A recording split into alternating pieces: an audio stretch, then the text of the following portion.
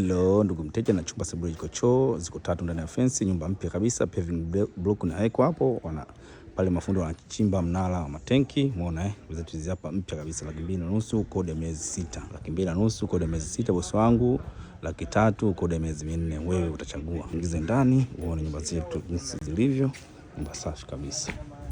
Hizi kama nyumba za Ulaya, kisha chumba kizima. Kukaa kwa bei hiyo ndugu zangu. Kwa hiyo piga simu mapema. Sio kuuliza siku 2 siku 3 nyumba zimelipiwa unaita lawama. Sitaki lawama. Ukiona post yangu piga simu mapema uje uchukue nyumba hizi, nyumba safi kabisa. Nyumba hapo bado makabati hapo. Makabati juu na milango makabati chini. Umeona nyumba yetu ya kisasa kabisa. Hapo una sehemu kispace, umeona tunaweka hapo sehemu ya kunawia. Haya, chumba chetu hiki hapa hiki. Umeona chumba? Dirisha kubwa sana. Umeona kwa chooni, umeona angalia choo.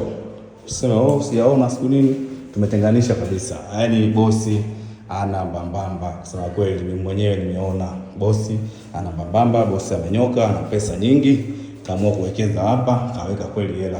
2,500 kodi ya miezi 6, 300,000 kodi ya miezi 4. Kimbia, nduki zako zikusaidie.